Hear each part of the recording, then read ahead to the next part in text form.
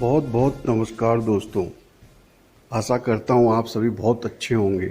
आपका दोस्त यश सिंह बोल रहा हूँ दोस्तों काफ़ी दिनों से आप सोच रहे होंगे कि कुछ हमारा वीडियो जो है पेश हुआ नहीं आपके लिए, इसलिए आज आपके लिए बहुत ही ज़बरदस्त इन्फॉर्मेशन लेके आया हूँ।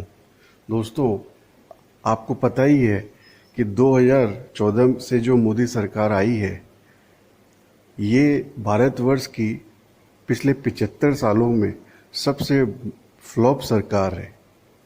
ठीक है दोस्तों, ये फ्लॉप सरकार, भारत के 75 सालों में ऐसी फ्लॉप सरकार कभी नहीं आई है दोस्तों।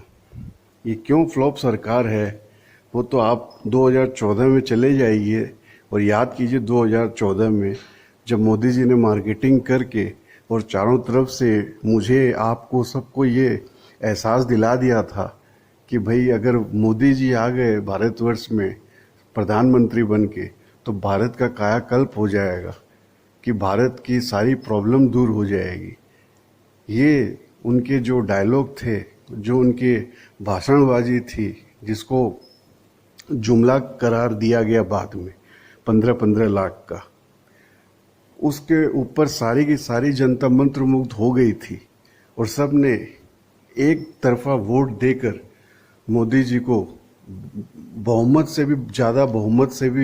बहुत ज़्यादा बहुमत दिलाया और भारत की सरकार में प्रधानमंत्री का जो है पोजीशन प्राप्त करवाया, प्रधानमंत्री बनाया। अब जैसे ही प्रधानमंत्री बने मोदी जी, तो आपको 2014 में आपको याद होगा सबसे पहले अनिल अंबानी की कंपनी फेल हो गई थी, याद है आपको? तो आते ही सबसे पहले ही अनिल अंबानी की कंपनी फेल हुई थी और अंबानी जो है, मुकेश अंबानी, उसने सारे के सारे टीवी चैनल्स खरीद लिए थे। इन दोनों चीज़ों को आप याद रखिएगा, ये कोई अचानक हुई कोई घटना नहीं थी दोस्तों। ये सब मिली भगत थी इस गुजरात एंड कंपनी की, कि भाई जब मोदी जी आएंगे सरकार में, प्रधानमंत्री बनेंगे, तब सबसे पहले जो है अनिल अंबानी के जितना भी कर्ज वगैरह लिए हुए हैं बैंक के, उन सबको जो है गायब करना है। तो गायब करने का एक तरीका था कि अनिल अंबानी जो है उनको अपने हाथ खड़े करने थे, जो उन्होंने हाथ खड़े कर दिए और बोल दिया कि भाई वो तो जो है बैंकरप्ट हो गए। ठीक है, तो अनिल अंबानी जब बैंकरप्ट हुए तो उसी समय भारत सरकार ने राफेल की डील भी की थी दोस्तों, राफेल विमान की। तो 2012 में भी राफेल की डील शुरू हुई थी मनमोहन सिंह की सरकार के समय। उस समय 65 विमान खरीदे जाने थे दोस्तों। जितने पैसे में, उतने पैसे में डील की मोदी सरकार ने 20 विमानों की। ठीक है दोस्तों, तो ये आप देख लीजिए कि 65 विमान के पैसे में 20 विमान अगर आए हैं, तो अगर प्रति विमान जो है 3 गुना से भी ज़्यादा पैसा पर विमान का ज़्यादा बिल कटवाया गया राफेल कंपनी से, तो वो पैसा किसकी जेब में गया वो आप भी समझ सकते हैं।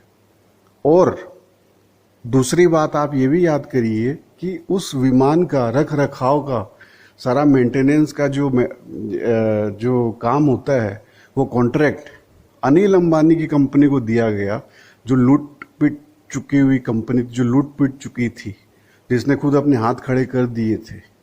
अब आप बताइए, राफेल जैसे विमान का कॉन्ट्रैक्ट क्या उस कंपनी को देंगे जो लूट पिट चुकी हो, हाँ, जो बैंकरप्ट हो गई हो, और जिसको विमान संभालने का कोई तजुर्बा ही ना हो, जबकि पहले से भारत सरकार के पास में हिंदुस्तान एरोनॉटिक्स लिमिटेड उपलब्ध थी, जिसने जो है पहले से विमान वगैरह बनाने का, संभालने का काम करती आई है ये सरकारी कंपनी, उसको हटा के अनिल अंबानी को कॉन्ट्रैक्ट दिया गया। अब आप बताइए, पूरी घालमेल आपको क्या समझ नहीं आ रही है कि कितनी बड़ी घालमेल थी 2014 में? तो 2014 में पहले तो मेरे कान खड़े हो गए थे इन सब चीज़ों को देखकर। उसके बाद में आप ये देखिए दोस्तों कि 2014 से इसी तरह चलता रहा उल्टा सीधा काम। फिर 2016 में आके अचानक जो है नोटबंदी हो गई थी। शाम को 8 बजे आके मोदी जी ने कह दिया था कि 500 और 1000 के नोट बंद हो जाएंगे। और वो किस तरह का नोटबंदी हुई थी वो तो आपको भी याद है। 8 अक्टूबर 2016 को जब जनता जो है त्राहिमाम कर रही थी, आम लोगों के जो शादी है, जरूरी मसले हैं, कोई हॉस्पिटलाइज था, कैश लेके जो लोग घूमते थे हॉस्पिटल्स में, उनके 500 और 1000 के नोट जो अगर वो देते भी थे हॉस्पिटल के काउंटर में, कैश काउंटर में पैसे जमा करने के लिए, तो उनसे नहीं लिए गए वो। उसके वजह से जो है बहुत मरीजों की जान चली गई। बहुत लोगों की जो शादियां पहले से वो हो रखी थी, वो लाखों का करोड़ों का नुकसान हुआ जनता को कैंसिल होने की वजह से। और जो जितने व्यवसायी होते हैं उनको नुकसान हुआ। तो ये अचानक जो करने का काम किया मोदी जी ने, ठीक है, ये इतना बड़ा सेटबैक रहा डिमोनेटाइजेशन, जिसकी वजह से भारत की रीढ़ की आर्थिक हड्डी जो है टूट कर आज तक नहीं संभल पाई है। तो ये हरकतें हैं ये मोदी सरकार की दोस्तों। और उसके बाद में सुप्रीम कोर्ट में भी ये मसला चला है, जो सुप्रीम कोर्ट ने भी क्लीन चिट नहीं दिया कि भाई अचानक जो आपने नोटबंदी की थी, वो सुप्रीम कोर्ट ने कभी नहीं कहा कि वो अच्छी बात थी। सुप्रीम कोर्ट ने ये कहा है कि इसके ऊपर में और भी चर्चा हो सकती है। फिर 2017 में आप ध्यान करिएगा दोस्तों कि बैंक वगैरह सब डूबने लगे थे। आपको याद है, बैंक डूबने लग गए थे, जिसमें कई जो आपके Punjab and Maharashtra cooperative bank वगैरह डूबे थे। फिर लक्ष्मी विलास बैंक डूब गया था और बहुत सारे सरकारी बैंकों का मर्जर किया गया था स्टेट बैंक वगैरह के साथ में जोड़ना। तो इन सब के पीछे में हाथ इस सरकार का ही था, जिससे पूरी की पूरी अर्थव्यवस्था को चकनाचूर कर दिया था मोदी सरकार ने। और इस तरीके से चकनाचूर किया यस बैंक का डूबना और इन सब बैंक का डूबना जो है कि आज तक भी जो है फाइनेंशियल सेक्टर जो भारतवर्ष का ऊपर नहीं उठ सका। और ऊपर तो उठ ही नहीं सका दोस्तों, बल्कि अभी फिलहाल जो मैं आगे भी बात करूंगा अडानी मसले पर, तो आपको समझ में आएगा कि उठ तो सका ही नहीं फाइनेंशियल सेक्टर, बल्कि बदनाम और हो गया पूरे विश्व में। तो बैंक और डूबने की फाइनेंशियल क्राइसिस ये सब जो हुई इस मोदी सरकार में, वो पिछले 75 सालों से नहीं हुई दोस्तों। और इसके बावजूद भी इतनी निकम्मी है ये मोदी सरकार, जो रिजर्व बैंक ऑफ इंडिया से प्रति वर्ष कई हजार करोड़ रुपए अभी भी बोनस के रूप में, डिविडेंड के रूप में लेने से नहीं बचती है। जबकि 2014 के पहले जो भी सरकारें थी, वो जो है अपना जो डिविडेंड या रिजर्व जो रिजर्व बैंक ऑफ इंडिया से लेने का बनता है सरकार को, वो नहीं लेती थी। वो रिजर्व बैंक को ही कहती थी कि आप इसको अपने पास जमा पूंजी में रखिए, हो सकता है भारतवर्ष को कभी खराब समय में इसका जो है यूज़ हो, इसका कुछ काम पड़ जाए। लेकिन 2014 के बाद से ये सरकार जो है मोदी सरकार, इसने चूस के रिजर्व बैंक ऑफ इंडिया के सारे पैसे जो है निकालने का काम किया है। तो दोस्तों, ये रिजर्व बैंक ऑफ इंडिया और बैंकों को डुबाना, लुटाना, ये सब भी बातें हैं। डिमोनेटाइजेशन भी बताया, ये 2016-17 तक चला है ये मामला। उसके बाद में आप ये आ जाइए कि जो कोरोना की जो महामारी हुई है, आप कोरोना याद करिए दोस्तों। तो कोरोना जब शुरुआत में चीन में हो गया था, तब वर्ल्ड हेल्थ ऑर्गेनाइजेशन जो है उसने पूरे विश्व में ये ऐलान कर दिया था कि सब देश संभल जाएं, कोरोना जो है चीन से बाहर भी फैल रहा है। तो भी भारत की सरकार ने, मोदी सरकार ने बिल्कुल भी वर्ल्ड हेल्थ ऑर्गेनाइजेशन का कुछ भी न बात मानी, न ध्यान दिया। और तो और इतना ज़्यादा उस वर्ल्ड हेल्थ ऑर्गेनाइजेशन की बात को मतलब क्या कहते हैं, मुंह मोड़ लिया उस बात से, जबकि इतनी बड़ी हेल्थ त्रासदी की बात थी कि जब ट्रम्प आया था यहाँ पर, डोनाल्ड ट्रंप जो राष्ट्रपति रहे अमेरिका के पिछली बार, तो उनके लिए जो है विशेष तरीके से प्रोग्राम किया गया था वेलकम ट्रंप का। वो कोरोना का शुरुआती दौर था दोस्तों, आप याद कीजिए गुजरात में जब हुआ था, जब गुजरात की आसपास की झुग्गी झोपड़ियों को तिरपाल से और इनसे ढक दिया गया था सारे रोड और रास्तों को, क्योंकि मोदी जी ने तो सबको ये बताया हुआ है ना विश्व में कि गुजरात मॉडल बहुत टॉप क्लास का गुजरात है, बहुत इन्होंने गुजरात की अर्थव्यवस्था अच्छी कर दी है। तो उसको तो ढकना पड़ता है ना दोस्तों, क्योंकि जब सच में पोल नहीं खुल जाए इसकी वजह से। तो दोस्तों बात यही है कि जब आप झूठ बोलते हैं तो उसको फिर झूठ को ढकना भी पड़ता है। जब आप ये कहते हैं कि आपकी ये डिग्रियां हैं वो डिग्रियां हैं, और जब उसको दिखाने की समय आती है तब आप कोर्ट कचहरी का सहारा लेते हैं, उल्टे सीधे जो है मानहानि करते हैं लोगों पर, ठीक है। लेकिन आप वो छोटी सी जो चीज़ होती है जिसको दिखाने से आप जो प्रूव कर सकते हैं अपने आप को कि भाई आपकी ये पढ़ाई है, ये आपने एजुकेशन प्राप्त की है, ये आपकी डिग्री है, ये सर्टिफिकेट है, वो आप नहीं करते हैं, क्योंकि उसके अलावा ही आपको बाकी सारा कुछ करना पड़ता है अपने झूठ को ढकने के लिए, क्योंकि सच्चाई तो होती है नहीं कुछ। जो मोदी जी ने डिग्री दिखाई थी वो डिग्री तो वही बात है कि आज तक कभी वहाँ की यूनिवर्सिटी ने खुल के कहा ही नहीं कि उन्होंने जो है इस डिग्री को इशू किया था। और वही बात है आपकी गुजरात मॉडल की, जो झूठा प्रोपेगेंडा करके झूठी बातें करके 2014 के पहले 2013 में फैलाई गई थी बातें कि भाई गुजरात मॉडल बड़ा अच्छा है, और मोदी जी ने कहा था कि मुझे आप प्रधानमंत्री बनाइए, मित्रों मैं भारत का जो है कायाकल्प बदल दूंगा का ये और वो जो भी। तो जनता जो है वो तो बातों में आके और वोट दे देती है, और जो कारनामे हैं वो आपके ठीक सामने में है ही, जो मैं बता रहा हूँ एक एक कर कर। तो दोस्तों उसके बाद में जो ट्रंप का वेलकम ट्रंप का जो मैटर हुआ उसके वजह से, और वर्ल्ड हेल्थ ऑर्गेनाइजेशन की बात नहीं मानी मोदी सरकार ने, उसके बाद में इतना ज़बरदस्त तरीके से कोरोना फैला है भारत में कि वो तो आपके सामने ही था कोरोना काल। फिर कोरोना काल का मिसमैनेजमेंट भी आपको याद होगा, जब डॉक्टर्स को जो है पहनने के लिए जो ये आपके जो होते हैं कपड़े वो नहीं प्रदान किए गए कोरोना से बचने के लिए, जो सूट्स होते हैं मेडिकल सूट्स। उसके बाद में न मेडिकल इक्विपमेंट्स प्रदान किए गए, ऑक्सीजन की ज़बरदस्त किल्लत थी जिसके वजह से कितने कितने हमारे जानकार जान पहचान के आपके हमारे सबके कितने लोग रिलेटिव्स वगैरह जो है आज नहीं रहे इस दुनिया में। ये सब मिसमैनेजमेंट का नतीजा था।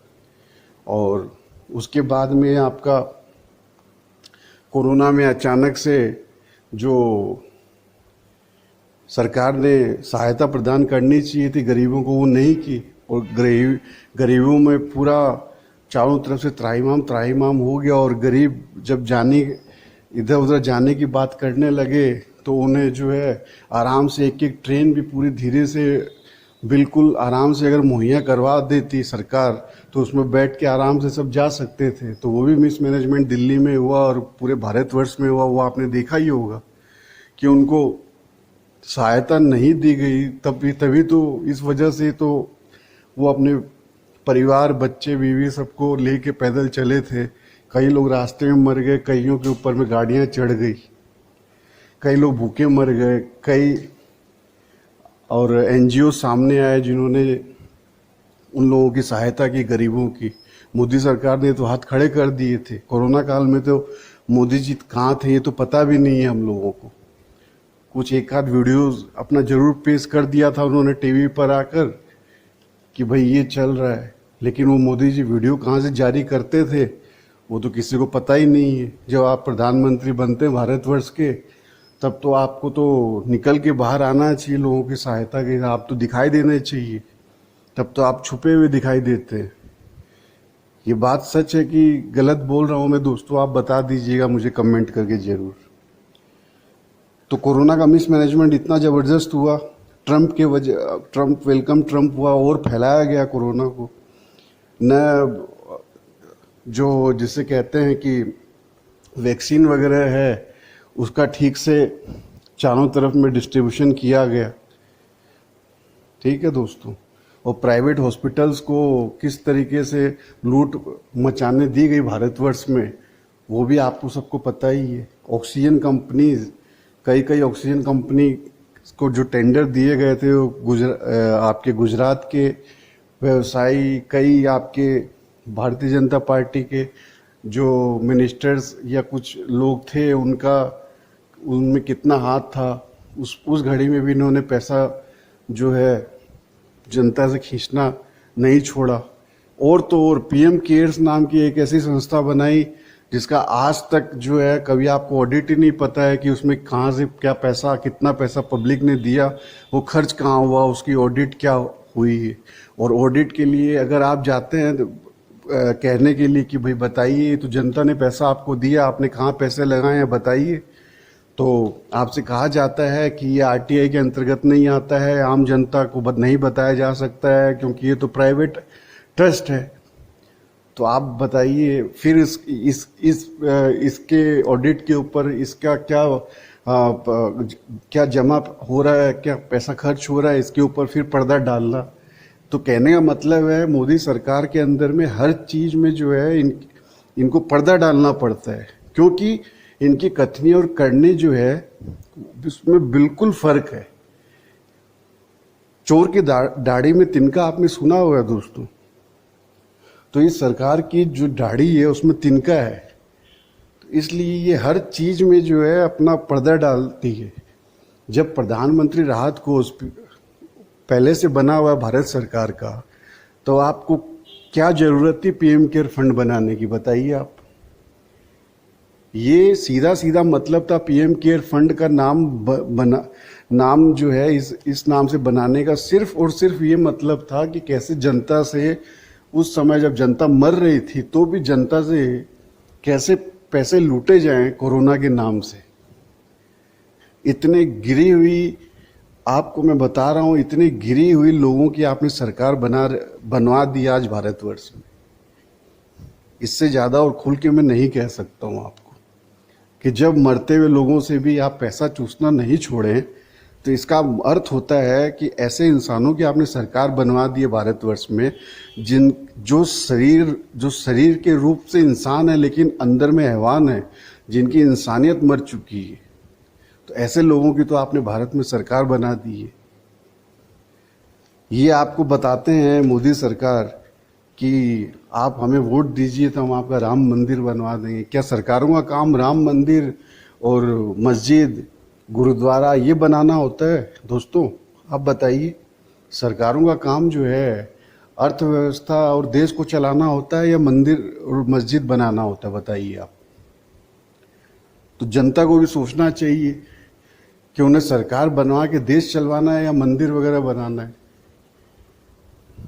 उसके बाद में आप आ जाइए दोस्तों, इस सरकार के अंतर्गत फिर ये काले बिल लेके आए गए, किसानों को इतना परेशान किया गया, बताइए 500-600-700 किसान मारे गए इस काले बिलों के कारण। उन्हें कितना ज़्यादा टॉर्चर किया गया जब वो दिल्ली के बॉर्डर पे बैठ के वो भी शांति प्रदर्शन कर रहे थे। मैं आपको एक बात खुल के कह देता हूं कि उस समय में भारत में मोदी सरकार ने, आपको याद होगा कि आर्मी को डिप्यूट नहीं किया, क्योंकि मोदी सरकार को पता था कि ये जितने किसान बैठे हुए हैं उन्हीं के बच्चे आज आर्मी और फौज में नौकरियां कर रहे हैं। अगर फौज को यहाँ पर अगर बुला लिया गया तो कू हो जाएगा। कू का मतलब समझते हैं आप? फौज जो है आपकी पार्लियामेंट में जाके और मोदी जी को बाहर निकाल देती, सरकार आपकी पलट जाती जैसे कई मुल्कों में होती है। इस वजह से जो है उनके जो बच्चे जो फौज में काम करते थे, इसलिए फौज को यूज में नहीं लाया गया, फौज को नहीं बुलवाया गया दिल्ली के जहां भी शांति प्रदर्शन कर रहे थे किसान भाई। ठीक है दोस्तों, तो ऐसी ये सरकार है आपकी, ठीक है, जिसको पता है कि उनके कारनामे बड़े काले हैं, तो इसलिए इनके बच्चों को बुलाएंगे तो ये हमारा ही तख्ता पलट देंगे। तो इस तरह की हरकतें हैं दोस्तों। आपको पता है, मैं रिपीट कर रहा हूं कि भाई आप थोड़ा सा और वापस से तरोताजी के साथ में अपनी पूरी 2014 से जो पिक्चर शुरू हुई है, इस पिक्चर को आपको बताना बहुत ज़रूरी है। फिर आप देख लीजिए, जितने भी इतने रेप वगैरह जो हुए, कठुआ कांड हुआ, फिर आपके वो उसमें भी आपके कठुआ कांड में भी बीजेपी के लोगों का हाथ था। फिर उत्तर प्रदेश में तो साफ साफ कोई एमएलए है, उसने किसी लड़की का रेप करके जला दिया, मार दिया। आपके जो टैनी जो आज भी बने हुए हैं, आप राज्य मंत्री बने हुए हैं, गृह राज्य मंत्री टैनी, उनके खुद के लड़के ने किसानों को 10 किसानों को मार डाला, रौंद कर उनके ऊपर अपनी गाड़ी चढ़ाकर। ये तो सत्य है, ये तो कोर्ट में बात है। तो उसमें इसका लड़का शामिल। तो आप देख लीजिए, इन लोगों ने किस तरीके से आम जनता को कुचलना, मारना, लोगों का रेप करना, इस तरह की हरकतें की है। ये बिल्कुल दस्तावेज में कोई बने बनाई में एक भी इनमें से जो भी बातें बोल रहा हूँ आपको, एक भी बने बनाई नहीं बोल रहा हूँ दोस्तों। मैं कोई बीजेपी आईटी सेल की तरफ बात नहीं करता हूँ कि जिसे कुछ बेकार, कुछ इतिहास की कुछ तोड़ मरोड़ की वो बतानी पड़े जिसे किसी ने देखा भी नहीं है। मैं तो आपको जो वास्तविक बातें हैं वो आपके सामने रख रहा हूँ। फिर आप देख लीजिए, धार्मिक ध्रुवीकरण फैलाना चारों तरफ, जाति पाति के नाम पे, फिर आपका लोगों को भड़काना, सरकारें बनी बनाई जिनको पब्लिक वोट देकर जिन पार्टियों को सरकार बनाई जाती है, उन पार्टियों की बनी हुई सरकारों को गिराते हैं। ये ऐसी निकम्मी सरकार है मोदी सरकार केंद्र में आपकी। महाराष्ट्र का आप ले लीजिए, मध्य प्रदेश का आप नाम ले लीजिए, इसके पहले गोवा में भी इसी तरह किया था इन्होंने। कांग्रेस की सरकार थी, मध्य प्रदेश में कांग्रेस की सरकार गिराई, महाराष्ट्र में चलती हुई पब्लिक की बनवाई हुई सरकार को गिराई इन लोगों ने। यही काम राजस्थान में इन्होंने पूरी तरीके से ट्राई किया और आज तक भी कर रहे हैं। राजस्थान में यही हरकत कर रहे हैं। तो ये बनी हुई सरकारों को गिराते हैं। आपने कहीं सुना है कि लोकतंत्र में जिस सरकार को आप केंद्र में बैठाते हैं, वो केंद्र की सरकार बैठ के उसका काम होता है भारतवर्ष के लोकतंत्र को मजबूत करना। और आपने जिस मोदी सरकार को बना के बैठा रखा है केंद्र में, वो सरकार गिराने का काम कर रही है भारतवर्ष में, राज्यों में। ये क्या लोकतंत्र को मजबूत करने वाली सरकार है? आप जवाब दीजिए दोस्तों, मेरी बातों का, मेरे प्रश्नों का जवाब दीजिए। फिर ये अंबानी और अडानी को, जो आपके बोलते हैं धरती, आकाश और पाताल, जो 3 लोक होते हैं, तीनों लोकों में एक भी लोक ऐसा नहीं बचा है जिसका ठेका अंबानी और अडानी को नहीं दे दिया। अगर आप आकाश की बात करें तो सैटेलाइट से लेके, टेलीफोन से लेके सब चीज़ों का जो ठेका अंबानी को जियो के 4G के नाम से दे दिया होगा। आपने सुना होगा कि पहले 2G घोटाला, 3G घोटाला का बड़ा नाम हुआ करता था, जिसमें सुप्रीम कोर्ट में क्लियर कट निकल के आया कि ऐसा कुछ भी घोटाला हुआ नहीं है, ना कुछ ऐसा हुआ है। कुछ थोड़ी बहुत ऊंच नीच जो हुई थी वो भी जो है घोटाला के रूप में नहीं थी, और सुप्रीम कोर्ट ने बरी कर दिया और भारतवर्ष में बता दिया कि न कोई 2G घोटाला हुआ है, न कोई 3G घोटाला हुआ है कांग्रेस की सरकारों में। आम जनता तो शायद इस बारे में अभी अनभिज्ञ है, नहीं ध्यान दिया होगा, लेकिन मैं आपको बता देता हूं कि जो 2G 3G घोटाला आपने सुना, वैसा कुछ भी घोटाला हुआ नहीं है। इसका सुप्रीम कोर्ट ने ऑर्डर पास कर दिया है और जो भी लोग इसमें फंसे हुए थे उन सबको बरी कर दिया गया है सुप्रीम कोर्ट के द्वारा।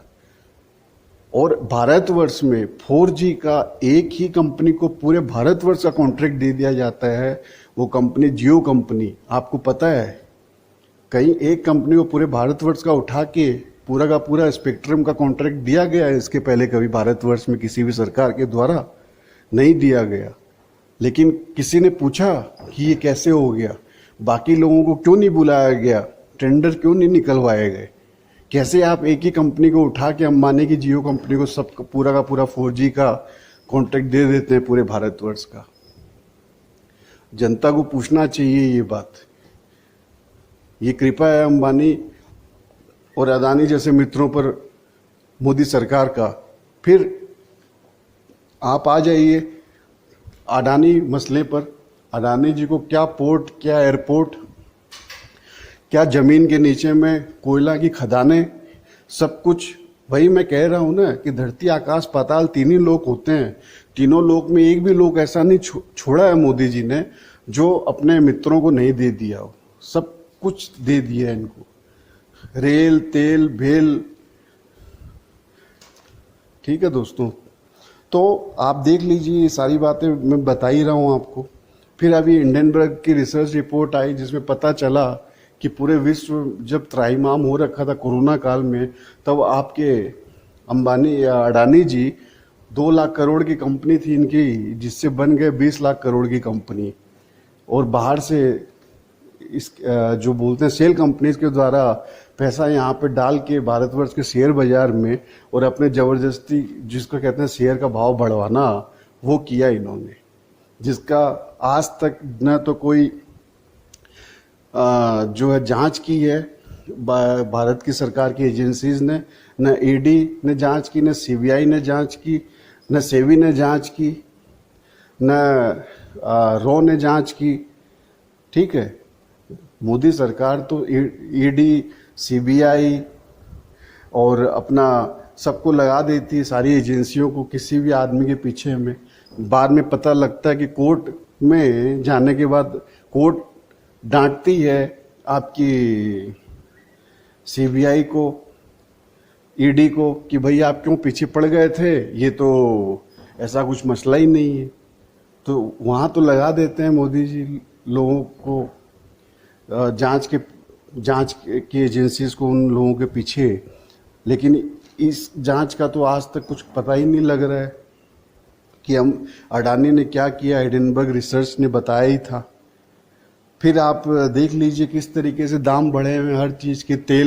तेल का दाम तो जीरो, बिना मूल्य में तेल मिल रहा था जिस समय इराक और आईसिस का युद्ध चल रहा था, फ्री में मिल रहा था आपको।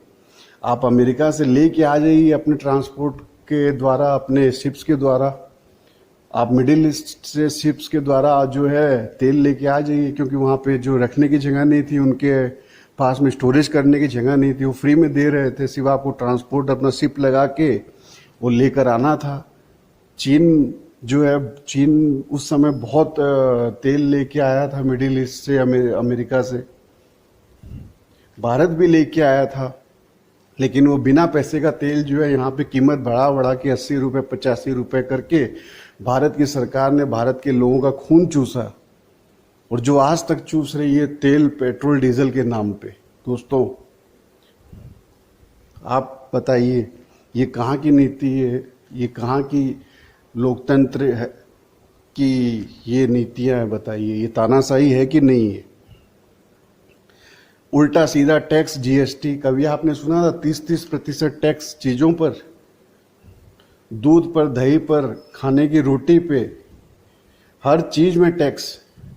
आज गरीब आदमी जो है 30% टैक्स दो पहले, उसके बाद में वो दूध या दही या फिर आटा चावल, दाल चावल जो भी खरीदे। हालांकि दाल तो इतनी महंगी हो गई है कि गरीब क्या अमीर भी सोचते हैं कि ये दाल का कौन सा कीमत हो गया भारतवर्ष में। आप रेल में पहले रिजर्वेशन करवाते थे तो उसमें भी आम आदमी रेल में आराम से जा सकता था। आपको याद है 2014 के पहले। अब आप रेल में बताइए, आम आदमी जब जाता है उसके अंदर डायनेमिक फेयर का सिस्टम कर दिया है मोदी सरकार ने कि आप जितनी लेट जाओगे बुकिंग करने, उतना ज़्यादा आपको हो सकता है कि आपको 2 रुपये की टिकट जो है 5 रुपये 6 रुपये में मिले। जो टिकट 1300, 1500, 1600 रुपये में मिला करती थी 2014 के पहले, आज वो 1200-1300 की टिकट 3500 रुपए में मिलती है दोस्तों, 3 गुना दाम में।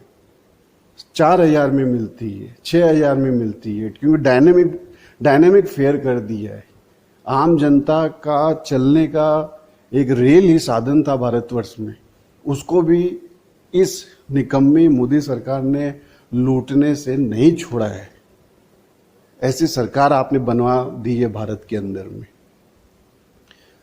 नौकरियां है नहीं बच्चों के लिए, न स्टेट बैंक, न कोई बैंक, न आपकी फौज। इतने जो आपके भारत सरकार के अंतर्गत जितने भी उपक्रम आते हैं, कितनी लाखों की नौकरियां दी जाती थी पहले 2014 के पहले लोगों को। आज वो नौकरियां उपलब्ध नहीं है, देते नहीं है। नौकरियां देंगे कैसे? ये जो उपक्रम चला रहे हैं वो तो सब कुछ इन्होंने सबका बंटाधार कर दिया, तो नौकरियां देंगे कहां से? ये देना नहीं चाहते नौकरी, ऐसी सरकार आपकी।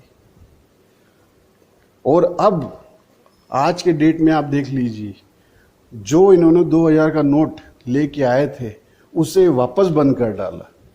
मतलब थूक कर चाटना, इसे ही कहते हैं थूक कर चाटना। मतलब आपने जो नीति लेके आए और आप खुद ही अपनी नीति से बदल गए। इसका मतलब आपकी नीति थी नहीं। वो नीति वो होती नहीं है कि जिसे आपको पूरी तरीके से वापस पूरी खारिज ही करना पड़े। तो इनके पास कोई न नीति है, न रणनीति है, न इनको कोई शौक है नीति और रणनीति बनाने का। इनका सिर्फ काम है भारत के लोगों का खून चूसना और भारत को बर्बाद कर देना। अब आपको ये फैसला करना है दोस्तों कि आपको ऐसे निकम्मे लोगों की केंद्र में सरकार चाहिए या भारत के अंदर में सरकार बदलना है आपको, या आपको निर्णय करना है, क्योंकि मालिक जो है देश के आप हो दोस्तों। मैंने 2014 से लेके आज तक का सारा कच्चा चिट्ठा मोदी सरकार का आपके सामने रख दिया है दोस्तों। अब आप प्लीज़ मुझे कमेंट करके बताइए कि आपकी क्या राय है। आपका दोस्तों इतने देर तक मेरे साथ जुड़ने के लिए बहुत बहुत धन्यवाद, बहुत बहुत शुक्रिया। आप इसी तरह जुड़े रहिए दोस्तों। आपको सिर्फ और सिर्फ सत्य बताया जाएगा, जो सच्चाई है वो बताई जाएगी। ठीक है दोस्तों, तो आपका दोस्त यश सिंह साइनिंग ऑफ। जुड़ने के लिए बहुत बहुत फिर से मैं धन्यवाद करता हूं आपका।